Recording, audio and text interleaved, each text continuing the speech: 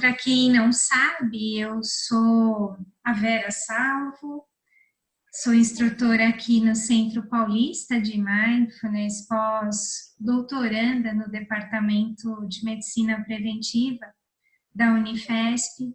E hoje a gente tem um encontro para falar um pouquinho sobre a consciência alimentar baseada em Mindfulness, Mindful Eating. E junto comigo, eu tenho o prazer de ter uma querida amiga e também professora da formação profissional de Mindful Eating aqui do CPM e que vai ter uma participação muito especial nesse nosso encontro para falar um pouquinho dessa nossa desconexão com a natureza. Então, eu vou deixar que ela se apresente depois, quando ela for começar a falar, né? Algumas pessoas estão entrando ainda, então a gente vai estar gravando, né, este nosso encontro, e para que talvez fique mais didático para todos, eu vou utilizar uma apresentação em PowerPoint para que vocês possam seguir um pouquinho esse conteúdo, acompanhar. Em outros momentos eu vou deixar de compartilhar a tela com vocês, né? Só que enquanto isso estiver acontecendo, vocês não vão conseguir me ver ou ver a professora Waverly, vocês só vão ver a tela projetada do PowerPoint, tá? Eu queria só aproveitar, porque assim, a gente sabe que existem muitas pessoas que resolveram estar conosco nesse momento, numa busca pessoal para conhecer mais esse assunto, e também profissionais da área da saúde, nutricionistas, médicos e áreas correlatas.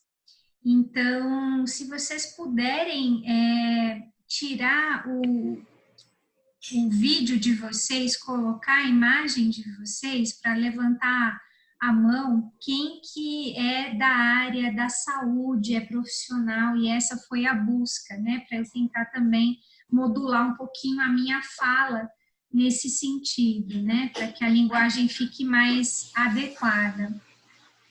Vocês conseguem aí? Tem um iconezinho do lado esquerdo do vídeo que dá para vocês colocarem a imagem, porque só aparece para mim o nome de vocês. Então, quem é profissional da saúde, algumas pessoas estão colocando, né, aqui do lado, a mãozinha, outras com o vídeo mesmo. Alguns profissionais, os demais que não levantaram a mãozinha, posso entender então que a grande maioria veio numa busca pessoal, é isso? Bom, vocês vão me atualizando, né, depois. De qualquer maneira, sim, eu procurei não tornar essa apresentação muito técnica, da mesma forma a professora Waverly, para que a gente então possa ter essa conversa e ter um tempinho no final para a gente poder responder perguntas. Então, à medida que a gente for falando, anotem, né, se surgirem dúvidas aí, vão anotando as dúvidas que vocês tiverem, talvez ela seja respondida ao longo da apresentação, e se não for assim, a gente no final procura responder. Então, eu vou começar, como eu falei, a gente vai projetar aqui, eu vou compartilhar a tela com vocês da apresentação, então, nesse momento é só o que vocês vão ver, a telinha, tá bom? Então, o nosso tema de hoje, deixa eu compartilhar aqui,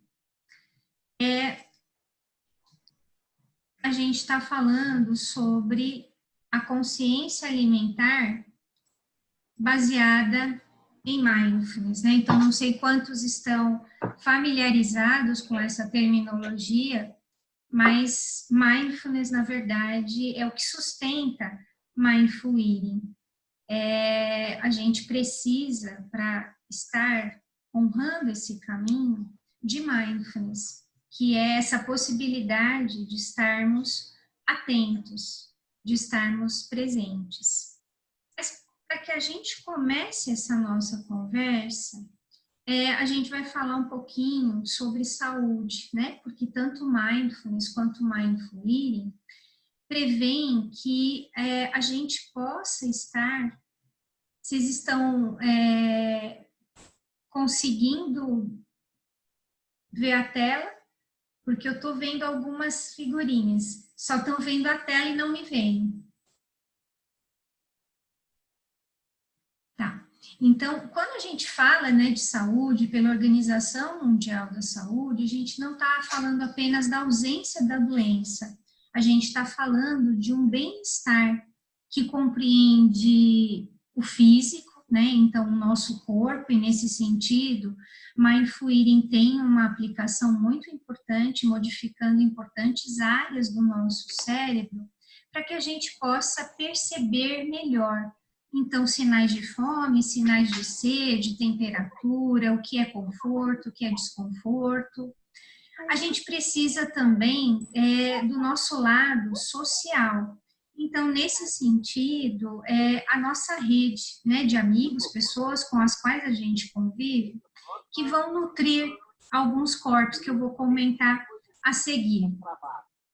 Em relação à parte espiritual, é importante a gente falar aqui que nem Mindfulness e nem Mindful Eating trabalham com a questão da religião. Então, espiritualidade é algo diferente de religião.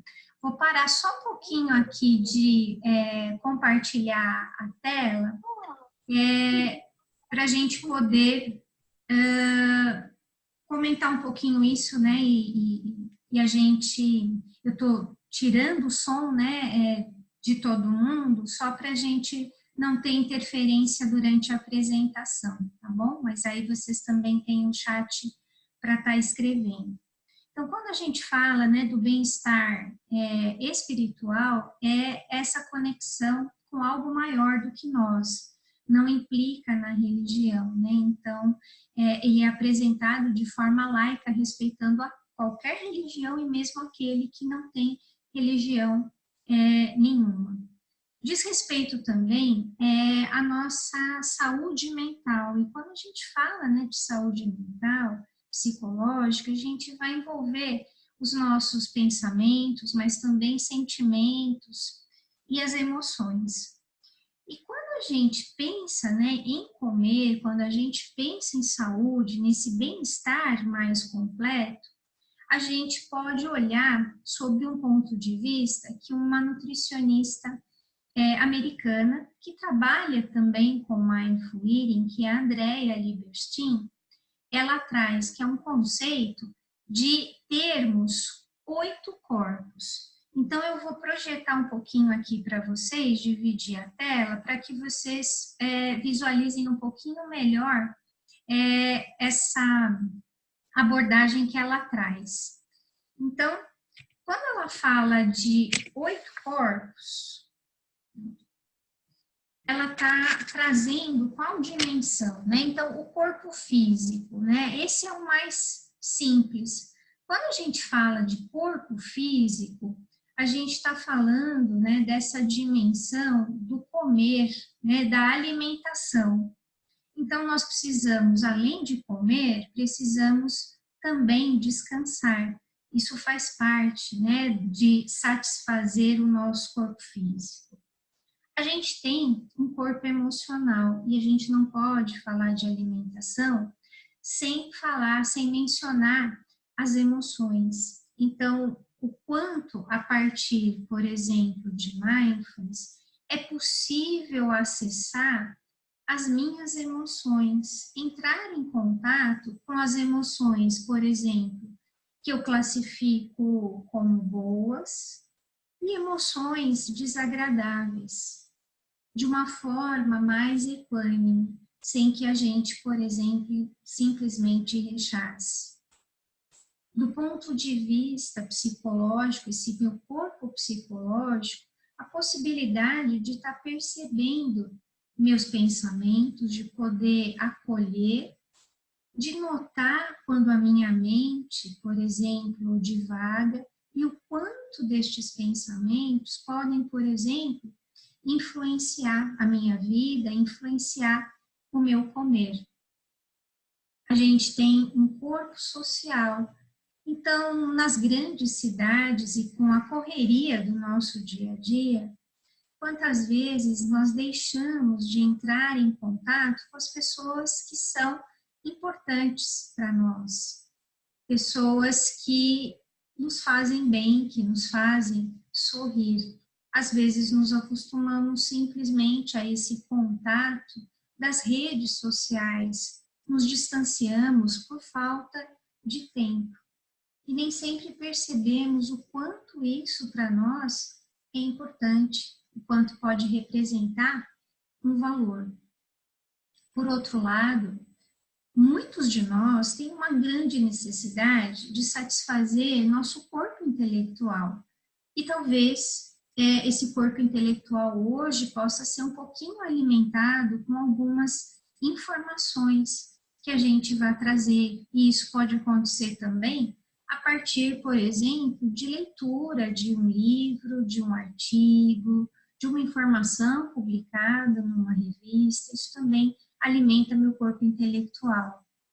No corpo criativo, então, quando nós estamos mais tranquilos, não estamos estressados, é possível ter uma maior abertura, a gente chama de estado de flow. Então, naturalmente, vão emergindo ideias, possibilidades, porque eu estou presente e permito que, na verdade, esse potencial que existe em mim se aflore. Do ponto de vista espiritual, a gente mencionou um pouquinho em relação à tradução de saúde. A gente, acho que a Flávia, deixa eu diminuir aqui só para não interferir. Em relação, né, ao corpo espiritual, a gente falou um pouquinho no slide anterior em relação ao conceito, por exemplo, né, de saúde, e esse corpo espiritual muitas vezes busca o quê? Algo mais, essa conexão com o meu eu superior, com algo que faça sentido para mim. E em relação, por exemplo, ao mundo, diz respeito aos nossos propósitos, aos nossos valores, o que estamos, de fato, fazendo na nossa vida. Tudo isso, né, o alimentar cada um destes corpos, pode estar interferindo na nossa vida, na nossa saúde, e fazendo muitas vezes com que o corpo físico acabe recebendo mais alimentos ou fazendo escolhas que podem não ser as melhores para o nosso corpo, por estar, na verdade, tentando alimentar estes outros corpos, mas de uma maneira não tão adequada, não tão funcional. E aí, quando a gente pensa em estar mais em equilíbrio, quando a gente pensa em trazermos uma maior regulação emocional, a gente precisa falar de natureza. E para falar da natureza, né, de onde os alimentos provêm, eu vou pedir que a professora Waverly, que está aqui conosco, ela possa se apresentar a vocês para falar um pouquinho sobre isso.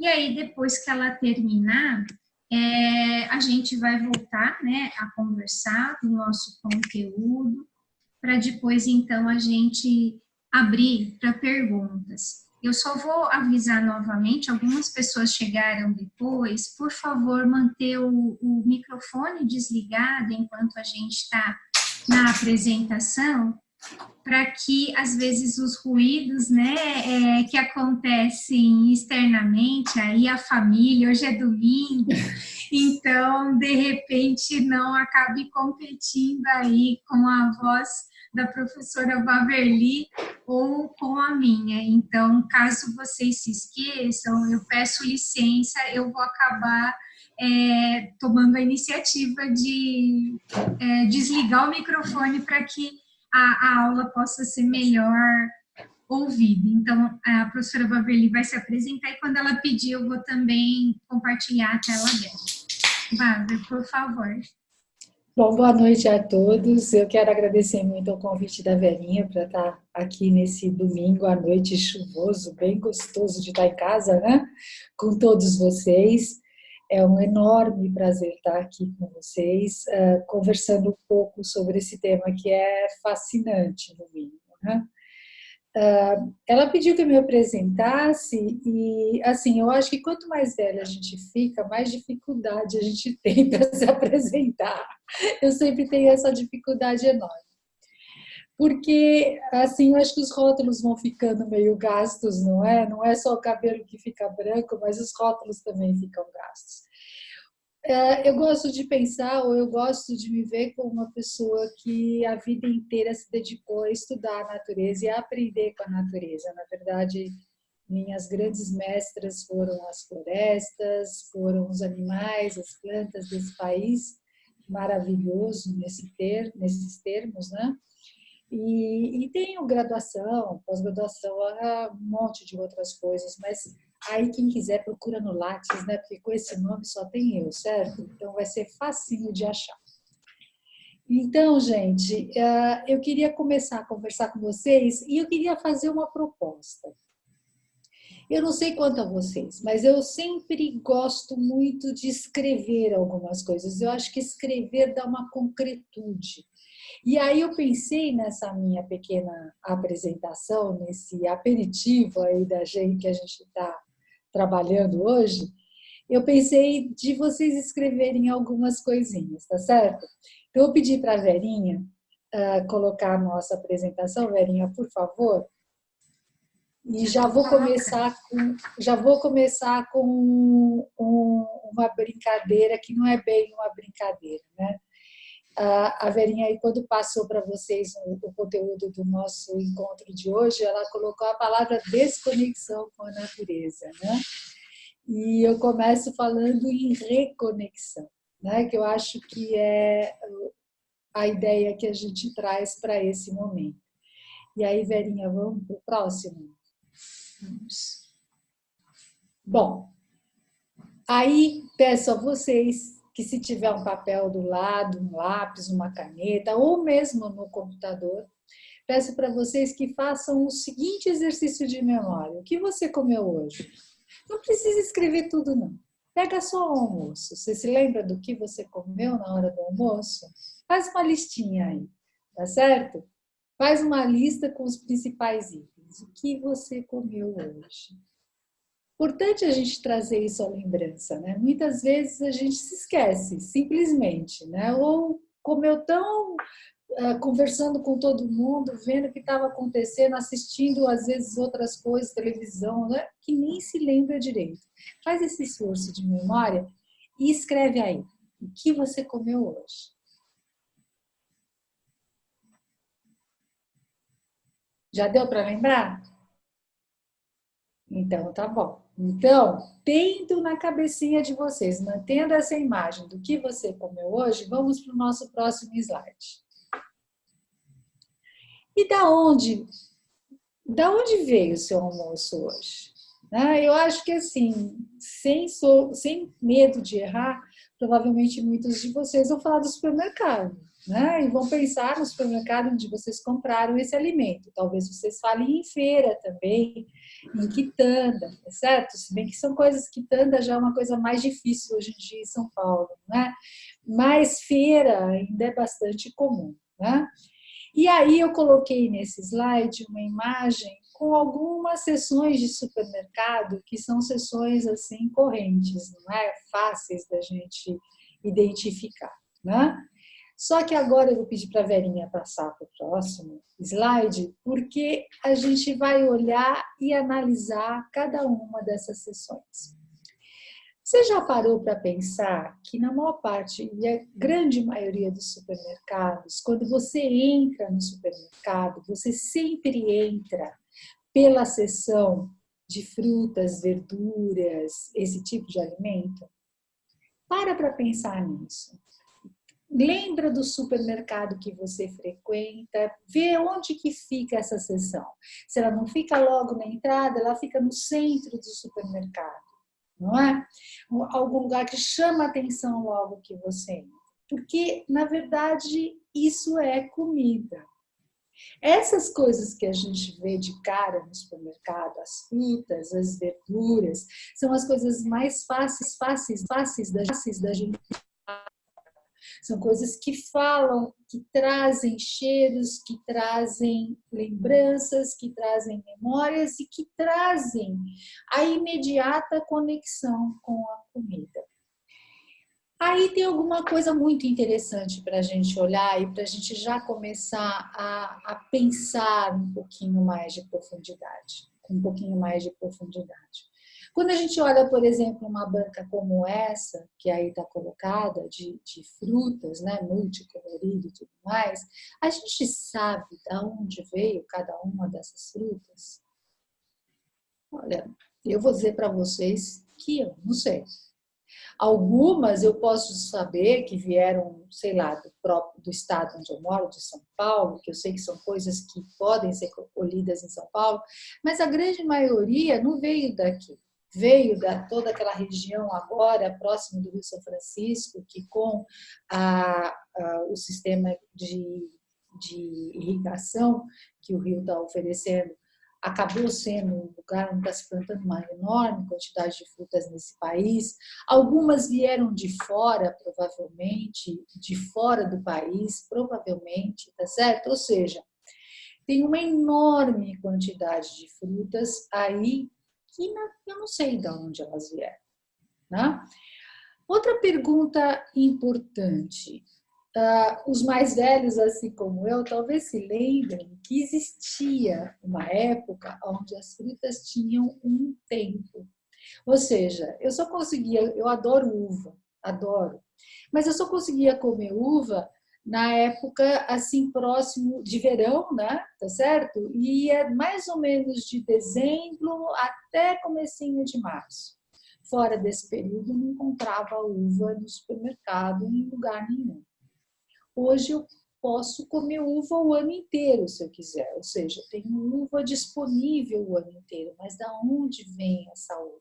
Será que eu paro para pensar nisso? Será que eu começo a olhar para essas questões quando eu estou em frente a uma banca de fruta como essa? Da onde veio? Que tipo de transporte utilizou para chegar até aqui? Qual é a pegada ecológica disso, não é? Qual é o custo de se produzir, de repente, uva o ano inteiro e ter uva disponível o ano inteiro? Eu estou falando de uva, mas a gente pode usar qualquer outra fruta ou qualquer outra verdura como exemplo, tá certo? Então, lembrando agora, supermercados espertamente colocam logo de cara frutas, verduras, porque isso nos identifica com comida. Isso é comida para a gente, tá certo? E quando a gente olha uma banca dessa, a gente, apesar de identificar isso como comida imediatamente, tá certo? Dá para perceber, é comida, mas eu não tenho ainda a ideia de onde veio isso tudo. Próximo, Verinha.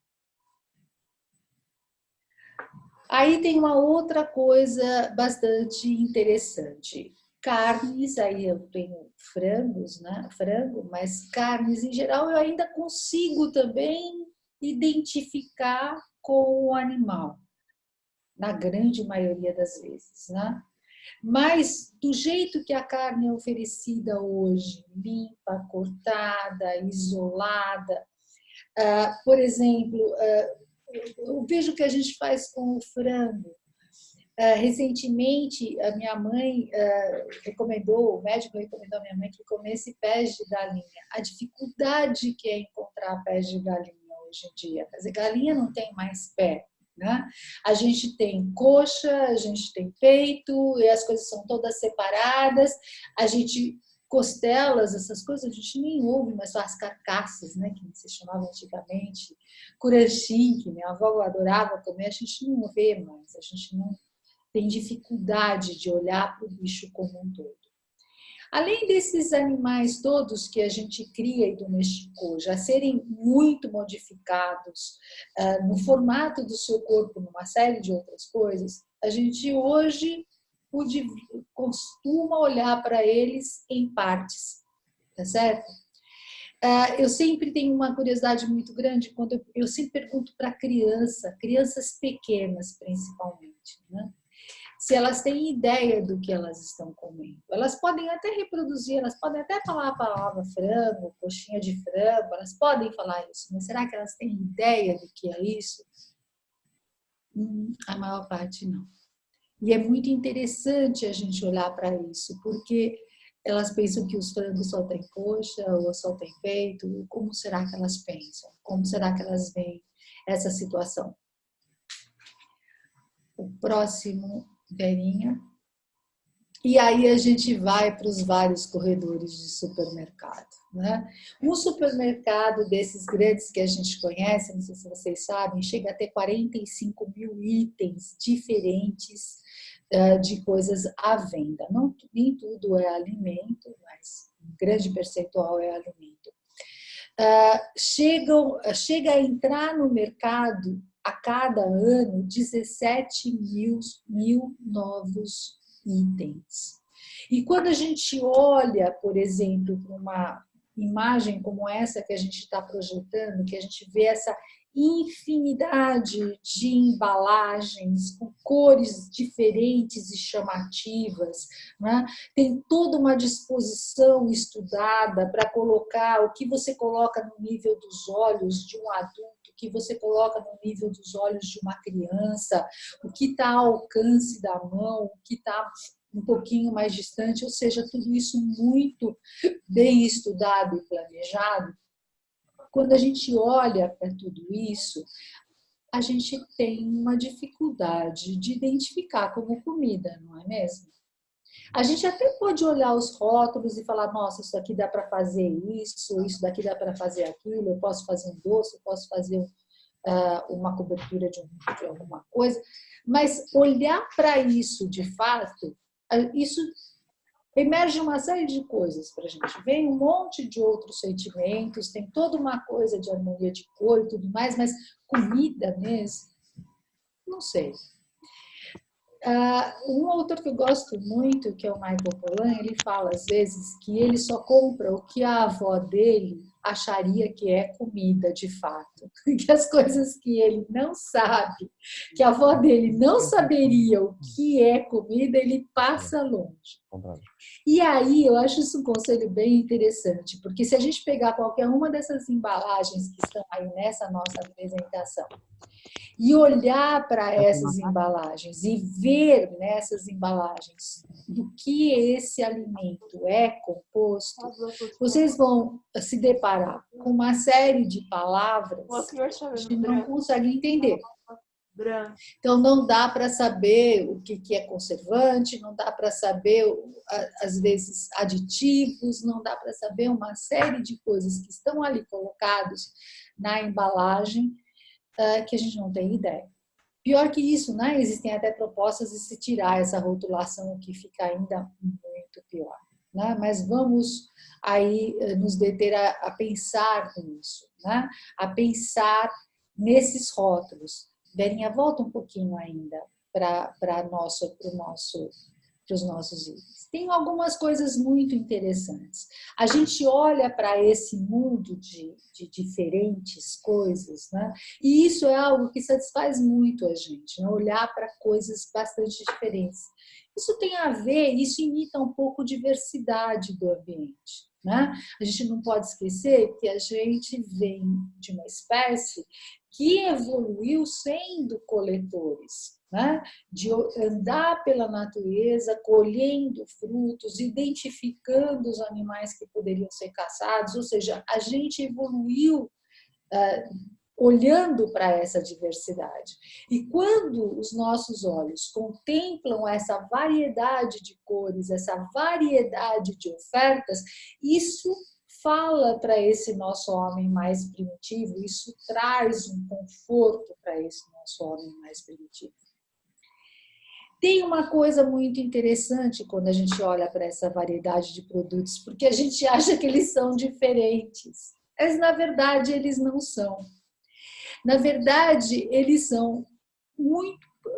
se a gente olhar a composição de fato desses produtos, a gente vai ver que existem muito poucos alimentos que compõem a grande variedade de alimentos que a gente vê aqui nessa ala de supermercado. Né? Por exemplo, eu vou pegar como exemplo o milho. Né? Se a gente olha para qualquer ingrediente, embalagem de qualquer ingrediente de alimento processado, a gente vai ter diversos termos químicos, mas que disfarçam que no fundo é milho. Por exemplo, amido modificado ou não modificado, xarope de glicose e maltodestrina, frutose cristalina, ácido ascórbico, lecitina, destrose, ácido lático, lisina, maltose, HFCS, MSG, poliálcools, cor de caramelo, goma xantana. Sabe de onde vem isso tudo? Milho. É tudo milho. Tá certo? A gente, muitas vezes, e a gente é enganado nisso, né? Porque a gente acha que tem uma variedade, mas a gente está se alimentando da mesma coisa. Quando a gente olha, por exemplo, para um frango, a gente fala, não, estou comendo carne de frango. Tá, o que aquele frango comeu? Milho. Tá certo? Eu estou comendo um nugget. O que é aquele... O que dá aquela, além do frango ter comido milho, o que dá aquela liga no nugget? Milho. Substâncias que têm a ver com o milho. Aquele recoberto do nugget é milho também. Ou seja, a gente acha que está comendo uma coisa diferente, mas a gente está comendo milho. E a gente está comendo soja o tempo todo. Veja, na maior parte das embalagens que a gente olha, que vê a rotulação, a gente vê que nos alimentos tem soja. Até coisas que você fala, mas como que vai ter soja nisso? Você olha assim, tem restos de soja, tem traços de soja, tá certo? Então, essa variedade, aparente variedade que a gente encontra no supermercado, na verdade, nos engana, porque a gente está com uma base de alimentação muito mais restrita. Próximo, bem. Aí a gente tem que olhar como são importantes as nossas escolhas, e eu trago uma citação no próximo slide, que é uma citação do Michael Pollan, próximo, Daninha, que coloca que comer é um ato agrícola. Isso é uma frase do Wendell Berry. É também um ato ecológico, além de um ato político. Ainda que muito tenha sido feito para obscurecer esse fato bastante simples, o que e como comemos determina em grande parte o que fazemos do nosso mundo e o que vai acontecer com ele. Ter de comer mantendo a consciência de tudo o que está em jogo pode parecer carregar um fardo, mas na prática poucas coisas na vida podem nos proporcionar tanta satisfação. Então você sabe que hoje, quando você almoçou, quando você comeu as várias coisas, os vários itens que você listou aí para o seu almoço, na verdade você está se conectando com a Terra. Esse é o momento em que você faz parte da cadeia alimentar da Terra. Cada uma dessas coisas que chegou na sua mesa hoje, que você comprou no supermercado, não interessa onde, na verdade, um dia foi um alimento que foi cultivado por alguém nesse planeta, foi algum ser vivo que ali está, nesse momento, se oferecendo ou sendo parte de você para que você se alimente, tá? Então, é um ato ecológico, é um ato político. O próximo, Belinha. E por que, e aí vem outra pergunta, vou dar um tempinho para vocês refletirem, e por que você comeu o que comeu hoje? Então, o que você comeu, de onde veio o que você comeu, que às vezes a gente não tem a menor ideia, e por que você comeu o que você comeu hoje. Faço bem. Bom, gente,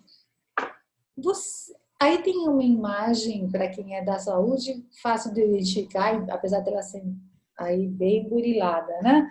Das hemácias no seu caminho, nas nossas veias e artérias do nosso corpo. Carregando não só o oxigênio, mas carregando também todos os nutrientes que são capturados aí em todo o nosso processo de digestão. Não as hemácias carregando os nutrientes, tá, pessoal? Senão, mas esses nutrientes indo pelo nosso sangue. Você sabe entender o que o seu corpo precisa? Quando a gente pensa nisso, por que a gente comeu o que a gente comeu hoje? E aí está muito ligado ao que a Verinha acabou de explicar dos vários corpos. Talvez a gente tenha comido porque eu fui comer na casa da minha mãe faz aquele prato, eu nem sempre gosto muito, mas ela gosta quando eu como. Ou talvez eu tenha comido porque estava mais fácil, sabe? Eu estava lá, não estava afim de comer, fui lá em algum lugar, naquela lanchonete e comi o que vinha pela frente. Ou talvez, nossa, nem prestei atenção no que eu comi, porque, sei lá, comi, acabou, pronto, já está satisfeito. Em algum desses momentos, o que você estava ouvindo? O que você estava prestando atenção? Ao que você estava prestando atenção? Essa comida, ela entra no seu corpo, ela vai fazer parte de uma das instâncias mais íntimas possíveis. O que era uma vaca, por exemplo, que era um frango, os nutrientes que esse organismo capturou vão entrar para dentro do seu corpo e vão se transformar no seu próprio corpo, ou seja, maior intimidade que isso não consigo imaginar. E você sabe o que o seu corpo está te pedindo? Você consegue ouvir o que esse corpo precisa? Você sabe o que naquele momento a sua musculatura está precisando? Você sabe o que naquele momento os seus olhos estão precisando? E aí não o olho de ver, mas o olho, o aparato, né? Será que a gente consegue ouvir e entender o corpo? Ou será que é como no próximo slide, Verinha? A gente só olha para aí, né? Só o pensamento, né? É só a cabeça, né? É como se a gente fosse uma grande cabeça parada em nada, né? Flutuando pelo mundo. E o que a gente quer comer, o que nos desperta a vontade, a sensação de prazer, ou cobrir determinadas coisas, de repente, não, estou meio chateada, então vou comer um doce, ou colocar algumas outras coisas no lugar de coisas que às vezes a gente não pode ter no momento. E aí? O que você realmente precisa? O que você realmente quer? O que você comendo realmente vai fazer parte do seu corpo, não como alguma coisa que vai te agredir, mas alguma coisa que vai te complementar. Da onde veio tudo que você está comendo? O que está relacionado com isso? Aí o próximo slide mostra para a gente uma palavra que eu gosto muito, uma palavra que não existe ainda nos nossos dicionários, mas que deveria existir, que é a palavra interser. Vejam que nesse slide aqui embaixo está o grão de arroz, certo? O arroz ainda, a espiga do arroz, né? Recém-colhido, né? O arroz que a gente come vai fazer parte da nossa comida. E aqui do lado a gente tem uma plantação de arroz, a planta inteira, né? que produz o arroz, as pessoas envolvidas não só no plantio, como na colheita desse arroz. Do lado a gente tem também o solo, esse solo escuro, essa terra, que dá elementos importantes, que fornecem elementos importantes para que esse arroz cresça. Sem esse solo, que dá esse suporte, que dá esses microelementos essenciais para a formação do arroz, a gente não teria o arroz. A gente não teria o arroz também se a gente não tivesse água. E aí, a maior parte dos nossos cereais, das nossas verduras, de tudo que a gente come, tem uma enorme quantidade de água, assim como a gente, que carrega 70% de água no nosso corpo. Então, somos quase oceanos ambulantes. Deixamos o mar, mas o mar nunca nos deixou de fato. E esse arroz não teria crescido, esse arroz não teria florescido, esse arroz não teria formado essa espiga de arroz tão bonito se não fosse o sol. O sol é que oferece a estrutura, a energia necessária, que captada pela planta se transforma nesse grão de arroz que hoje estava no seu prato, que hoje ou amanhã pode estar no seu prato. Se essas coisas todas não estivessem conjugadas, e aí coloco mais coisas na nossa equação, já que a gente come arroz, não arroz como ele sai do grão, né? Mas o arroz já beneficiado. Então, todo o processo de beneficiamento, todo o processo de transporte, o processo de ensacamento, as mãos pelas quais ele passa até chegar lá no supermercado, e aí vir para a nossa casa, todo o preparo que a gente faz. Ou seja, se tudo isso não estivesse junto, a gente não teria o arroz de hoje. Então, tudo isso, interção. Ou seja, tudo se conjuga, tudo está junto. Se você tirar qualquer coisa dessa equação, você não vai ter o arroz. Certo? Se você tirar o solo, se você tirar a água, se você tirar o sol, se você tirar os trabalhadores, se você tirar qualquer coisa dessa equação, você não vai ter o arroz. Então, nós intersomos. Mesmo que a gente não reconheça o papel que a natureza tem no ato de nos alimentarmos, mesmo que a gente coma apressadamente as coisas, sem sentir se o nosso corpo realmente precisa daquilo, ou o que a gente está colocando para dentro do nosso corpo, de onde vem, mesmo que isso aconteça, nós continuamos intercedendo, porque sem interceder, nada disso seria possível. E por último, quero colocar uma provocação aí, que é essa imagem. Essa imagem, eu fiquei pensando muito se colocava ela ou não, sabe, Verinha? Mas acabei colocando porque ela tem dois sentidos, né? Ela pode, olhando para a metade vazia do copo, ela pode nos inspirar a pensar de que a gente se desagrega e a gente vai se perdendo de si mesmo quando a gente permite que a gente não perceba o que nós estamos fazendo de fato. Então, quando a gente não se permite olhar para todas essas dimensões que a gente está colocando aqui, talvez a gente vá se desagregando e se perdendo de si. Olhando para a metade cheia do copo, que é a parte que eu gosto mais, a gente pode olhar que todas essas partículas estão chegando para esse moço e que ele está se reconectando e formando de novo um ser inteiro. Então, é isso que eu queria deixar para vocês hoje, para refletir sobre o que vocês comeram e sobre a natureza e a importância dela no ato de se alimentar-se. Obrigada, Vavezita. Eu estou vendo aqui, a gente está com 39 pessoas acompanhando e a Flávia está com a mãozinha levantada só para saber se é algo que a gente precise resolver agora, se você puder escrever no chat, Flávia, senão a gente continua conforme a gente tinha combinado para trazer as perguntas para o final. Eu estou vendo a mãozinha aqui levantada só para saber se é algo emergente. Parece que não, né? Vai ver que a mãozinha ficou aí por acaso, né? Antes de eu continuar, queria fazer um comentário sobre isso que a professora Waverly trouxe em relação, né, ao mercado.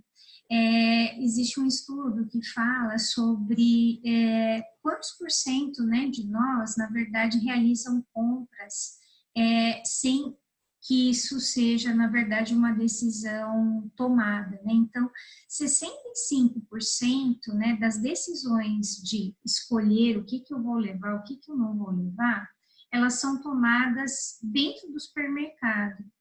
E do restante, né, então que a gente às vezes leva uma listinha, imagina alguma coisa, ou traz na cabeça o que a gente quer comprar, mais ou menos 50% disso, na verdade, não estava nos nossos planos. Nós somos capturados por todas essas imagens, né, que a professora Waverly trouxe, com tantos coloridos, com uma disposição bastante pensada, que fazem com que a gente, às vezes, coloque, né, na cestinha, no carrinho, muitas outras coisas que a gente, por exemplo, não estava imaginando. E aí, levando em consideração, né, tudo isso que ela mencionou e pensando que o alimento que vem da natureza, ele precisa, né, encontrar o nosso corpo e que muitas vezes é da nossa mente que parte essa decisão, queria trazer para vocês também, né, vou compartilhando aqui a tela, a importância, né, dessa conexão mente e corpo. Então, a gente não apenas é um corpo separado da mente. No Ocidente, a gente costuma dividir, mas na verdade existe uma integração. Então, muitas vezes, aquilo que a gente pensa faz com que vão emergindo alguns sentimentos, algumas emoções, e muitas vezes trazem sensações para o nosso corpo. Não exatamente nessa ordem, mas alimentando um ciclo. Então, por exemplo, eu posso, de repente, me lembrar, pensar em alguma coisa triste, isso me dá uma tristeza, e o meu corpo responde a isso, por exemplo, comprimindo mais os olhos e às vezes até permitindo que uma lágrima desabroche. Era só um pensamento, mas que na verdade alimentou um ciclo, né? Pensamento, sentimento, sensação.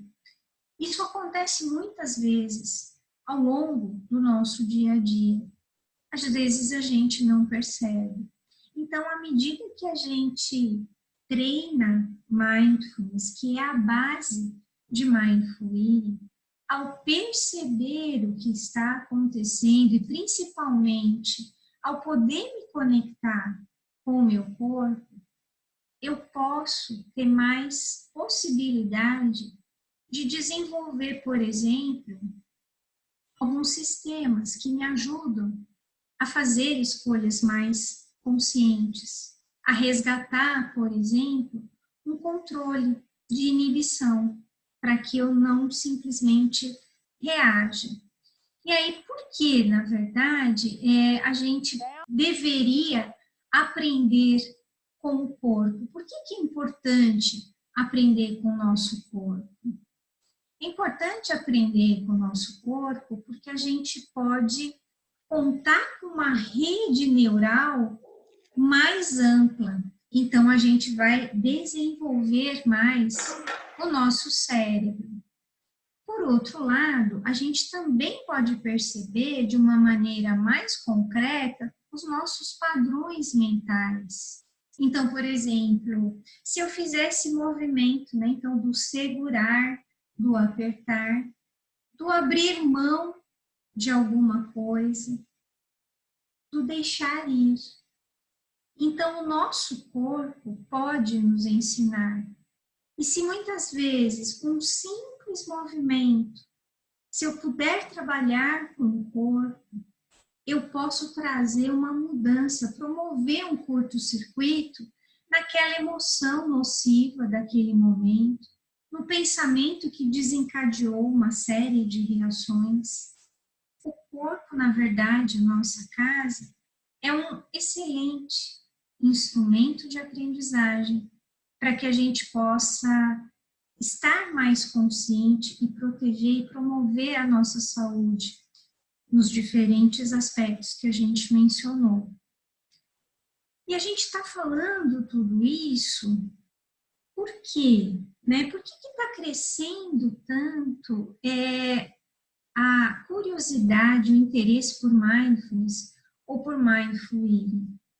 Porque nós estamos muito ansiosos nos dias atuais. O mundo nosso é ansiogênico, a gente quer saber o que vai acontecer no futuro. Isso também nos leva a um estresse, uma grande preocupação, porque a maioria de nós tem a vontade, a necessidade de estar no controle, de achar, né, que o controle é algo importante. E mais da metade de nós está distraído, está desatento em relação àquilo que está fazendo, como essa figura mostra, desatento, por exemplo, talvez nesse momento em que vocês estão vendo essa tela, será que mais de 50% de vocês está prestando atenção no que está sendo dito ou a mente já foi para o outro lugar? Muito provavelmente sim, foi e voltou várias vezes. E se a gente se distrai em relação àquilo que nós fazemos na nossa vida, isso não é diferente em relação à nossa alimentação. É o que a gente chama de mindless eating. Então, nosso comer desatento. E esse comer desatento, ele pode, na verdade, transformar-se, né, numa compulsão alimentar, então não percebo. Ele pode estar presente num comer emocional, então eu estou respondendo às minhas emoções, aquele corpo emocional, a fome do coração. Eu posso estar respondendo nesse meu comer desatento a um comer externo, que é a influência da televisão, do telefone, das pessoas, de um jornal que eu estou lendo, de uma revista. Ele pode estar sendo um comer responsivo, então, uma amígdala cerebral muito estimulada, então eu simplesmente reajo às situações buscando no alimento alguma solução. O tamanho do pacote, né, então, ou mesmo do prato, ele pode influenciar o nosso consumo em mais ou menos 48%. Então, esse tamanho de porção, tamanho do pacote é algo que altera a quantidade do que a gente come, mas nem sempre a gente percebe. A presença de outras pessoas também pode fazer com que a gente tenha um comer mais desatento, mais distraído. Isso não quer dizer que a gente queira incentivar as pessoas a deixarem de encontrar seus amigos, de partilharem as refeições. Existem formas da gente ter esse convívio social, alimentar esse corpo, mas ao mesmo tempo também ter atenção ao que a gente come. E para a gente entender um pouquinho mais esse comer emocional, essa compulsão, essa responsividade, essa reatividade, eu vou trazer aqui para vocês um esquema do professor Paul Gilbert, que trabalha com a terapia focada na compaixão. Então, a gente falou que o nosso mundo ele é extremamente ansiogênico. Então, nesta ansiedade, numa cidade, num país como o nosso, é muito natural que nós tenhamos esse sistema, né? Por isso que ele está em vermelhinho, chamado de ameaça, de luta e fuga, muito exacerbado. Então, eu preciso estar alerta, né? Então, lutar, fugir, congelar. Eu vou me preparar para o que precisa ser feito diante de uma situação desafiadora. A nossa amígdala cerebral fica muito estimulada. A gente produz adrenalina e cortisol, hormônios do estresse, que vão aumentar a vontade de comer açúcar, de comer doce, acumular gordura, principalmente na região abdominal. Afinal, a gente tem vários órgãos importantes aí, o nosso corpo só quer nos proteger. E os sentimentos, né, se a gente está aqui nesse sistema de ameaça, de luta e fuga, é de ansiedade, de medo, de raiva, de hipervigilância. Se a gente fica muito tempo aqui, a gente adoece. Mas esse é um sistema importante, nós precisamos, muitas vezes, estar alertas. Então, se estamos num lugar que seja mais perigoso, mais violento, é importante ter esse sistema ativado. Mas permanecer nele é que é, na verdade, um problema. Se a gente permanece muito tempo nesse sistema de luta e fuga, é natural que a gente vá procurar o quê? Uma recompensa. Então, nesse sistema de recompensa, a gente vai se motivar na direção de ter alguma coisa, de conseguir alguma coisa. E o lugarzinho no cérebro chama-se núcleo accumbens, produção de dopamina. O sentimento gerado aqui é o de prazer, de desejo, de excitação, e é exatamente a mesma área do cérebro que não apenas atua a comida, mas atua também aqui, álcool, drogas e sexo. Então, eu fico presa nesse sistema hiperalimentando, então, da ameaça para a recompensa. E aí a gente tem um outro sistema, que é o sistema de acolhimento, né? Um sistema de calma, de confiança.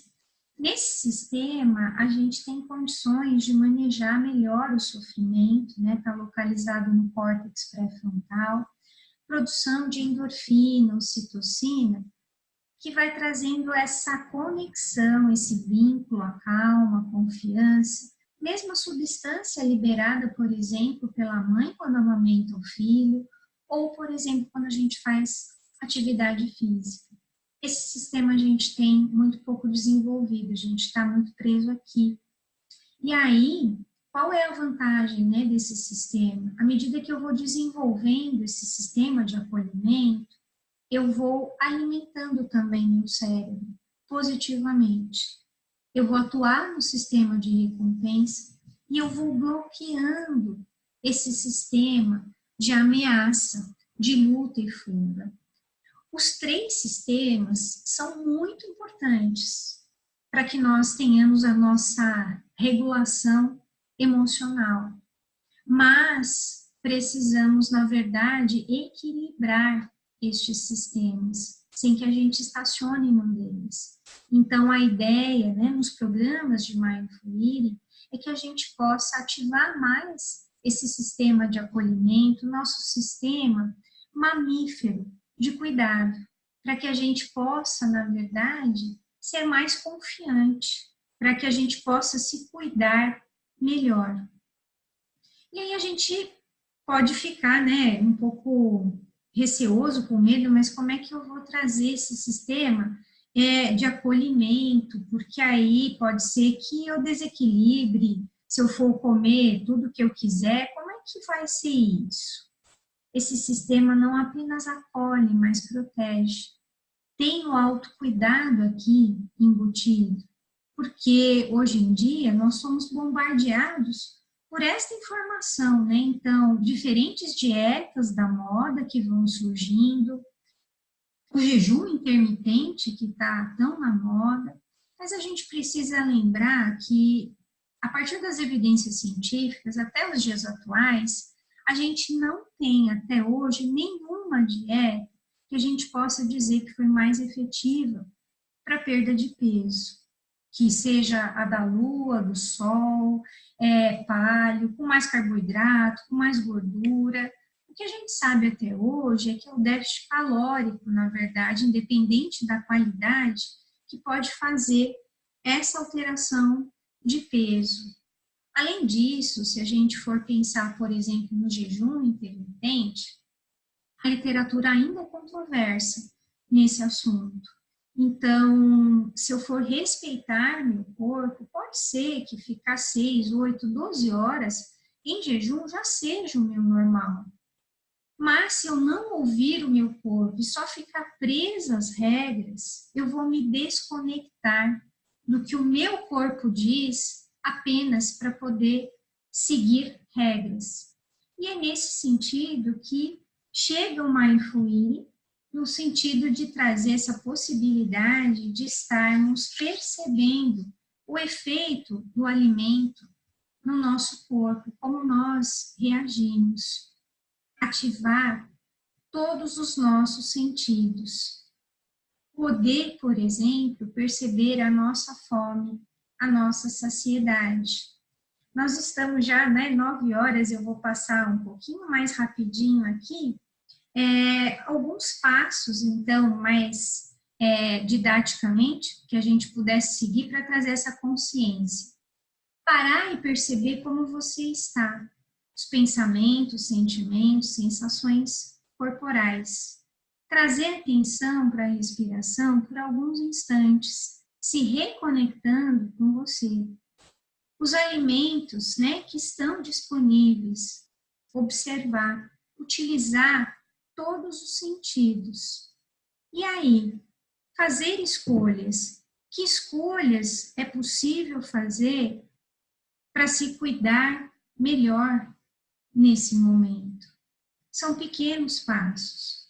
O programa, na verdade, vai passando pelo automatismo, por poder pausar, encontrar o corpo com compaixão, perceber os sinais do corpo, as fomes, identificar a tríade emocional, abrir espaço para escolhas sábias, para a gente olhar para o comportamento alimentar, integrar sabores e saberes, trazer gratidão.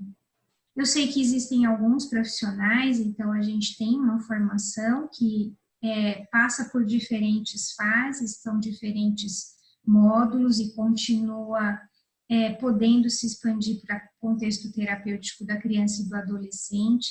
Eu vou minimizar aqui para a gente poder ter algum tempo aqui para perguntas, Eu sei que a gente já chegou aí nas 21 horas, mas a gente pode, acho que, ter 10 minutinhos para quem quiser fazer pergunta. Estou vendo que já tem aqui no chat uma pergunta da Andrea sobre comer emocional enquanto atitude é diferente dos aspectos emocionais que estão envolvidos no comer.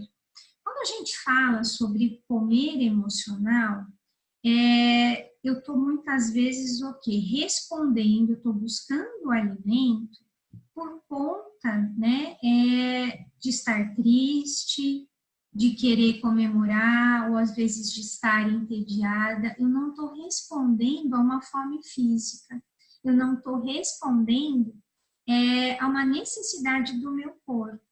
Então, se é uma necessidade do meu corpo, por exemplo, a menos que haja algum problema de saúde, uma doença, eu não tenho por que acumular mais gordura ou ganhar mais peso, porque eu estou respondendo a uma necessidade do meu corpo.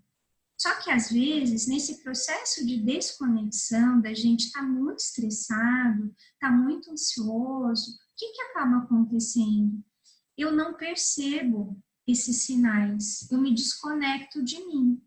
E aí eu confundo esses sinais de fome com esses sinais emocionais, até porque quando a gente fica, por exemplo, mais nervoso, mais ansioso, o que acontece? Borboletas no estômago. Tanto coisas boas, eu estou esperando o namorado, como de repente aquilo que a gente sente no estômago não sabe exatamente o que é, por conta, às vezes, de se aproximar uma situação muito desafiadora.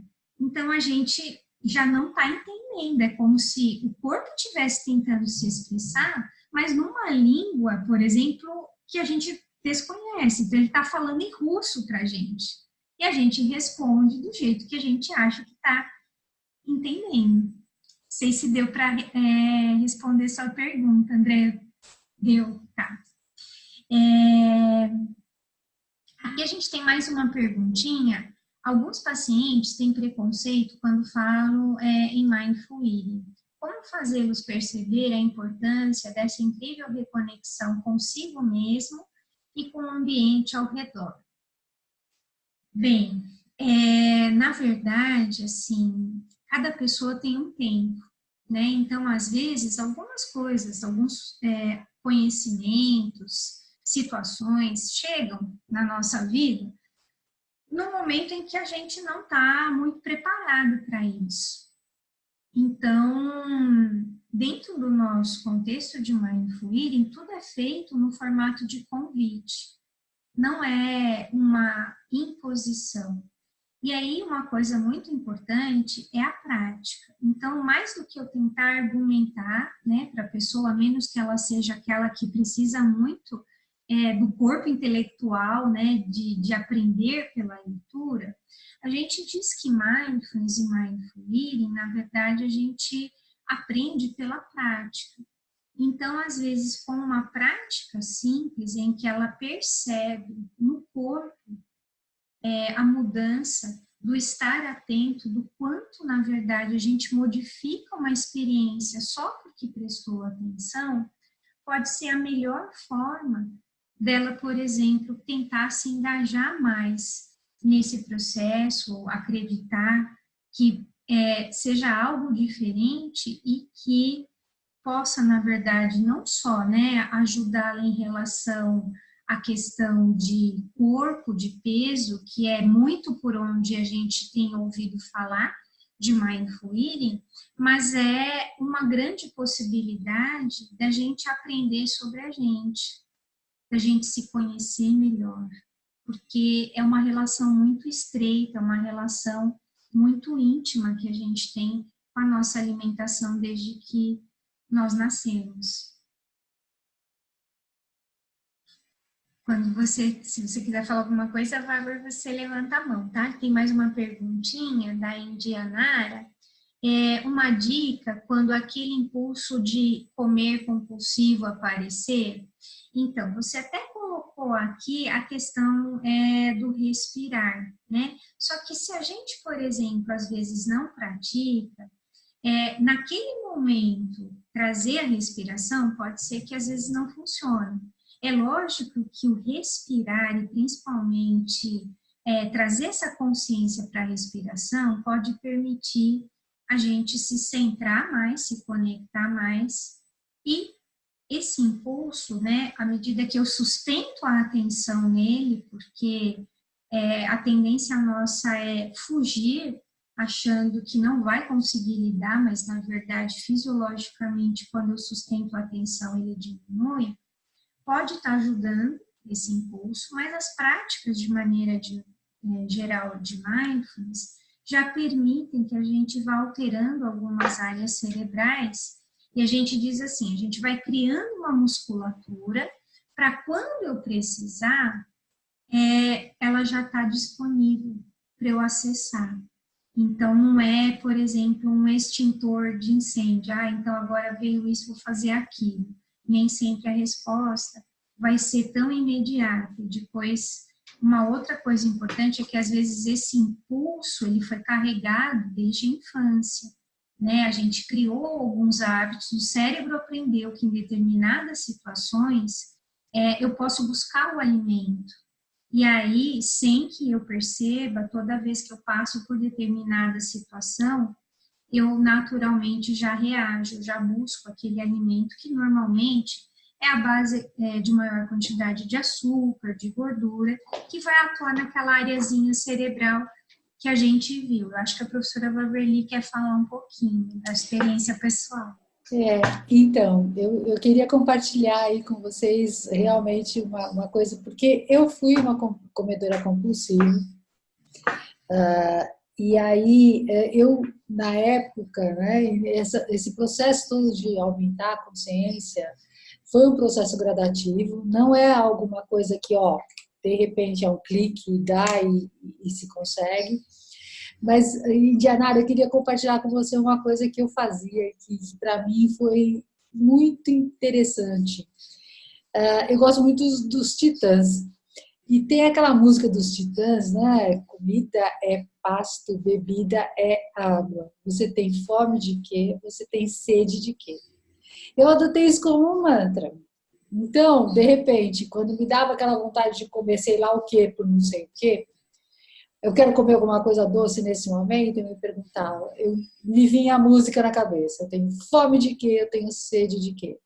Comida é pasto, bebida é água. Eu tenho fome de quê? Eu tenho sede de quê? E aí eu fazia um negócio assim, tipo, eu não me privava de comer a coisa, porque essa coisa do privar, ele é complicado, mas eu esperava um momento para tentar identificar do que eu tinha fome e do que eu tinha sede, o que eu estava querendo de fato. E se depois desse momento de eu entender o porquê que eu estava buscando aquilo, ainda persistisse a vontade de comer, eu procurava comer conscientemente, ou seja, pôr um pedacinho pequeno na boca, sentindo o gosto, sentindo aquilo se desmanchando na boca, sentindo aquilo entrando pela minha garganta, não assim, entendeu? Então eu tinha fome de quê? Se eu tenho fome, se aquele chocolate naquele momento vai me trazer um conforto que não é o que é o chocolate, mas é um conforto para o meu corpo lá emocional, tal, tá, eu vou comer esse chocolate, só que eu vou comer percebendo esse chocolate. Isso sempre fez toda a diferença, porque aí não era aquele negócio de comer a barra inteira, entendeu? Porque você comia um pedacinho, você percebia, você sentia e você dava o tempo de baixar aquela ansiedade. Obrigada. Na verdade, aproveitando até essa fala, eu queria destacar assim, quando a gente fala de dieta restritiva, a privação, na verdade, transforma aquele alimento proibido em alimento favorito, ele vira recompensa para o cérebro, então ele vai fazer mais força para poder obter aquele alimento, porque é mais difícil de ter, porque eu não posso comer porque é proibido. E aí a Silvana, por exemplo, coloca, né, e se por uma questão de saúde, diabetes, é necessário restringir algum tipo de alimento? Uma das coisas mais difíceis, e a gente tem alguns artigos trabalhando, né, com mindfulness e mindful eating em relação a diabetes e outras doenças crônicas, é a falta, de, às vezes, de aceitação que a gente tem sobre a situação que a gente está vivendo, né? Então, eu queria que fosse diferente, ou eu não queria ter diabetes. Por que que eu tenho diabetes? É só comigo, coitadinha de mim, mas por que eu? Então, esse processo de conflito, né, que eu não aceito o que está acontecendo, me desgasta muito. Então, uma das coisas é a gente olhar para a situação e ver, de fato, eu posso fazer alguma coisa por isso? Ou é o que temos para hoje? Então, eu preciso aceitar a situação e fazer o melhor que eu posso. E dentro disso, então, hoje, por exemplo, o diabetes é muito mais liberada a dieta do que antigamente. A gente praticamente tem uma alimentação que deveria ser a alimentação de todo mundo, né? Uma alimentação saudável, sem grandes restrições, mas deixar de comer alguma coisa, quer seja por uma imposição estrita de dieta, por uma doença, quer seja porque naquele momento não vai me fazer bem, ou eu percebo que não me faz bem, é uma atitude de autocuidado, de autorrespeito, mais do que, na verdade, a gente pensar, puxa, eu não posso comer isso, mas eu queria comer isso, é a gente resgatar esse amor pelo corpo. Então, o quanto, na verdade, eu vou me prejudicar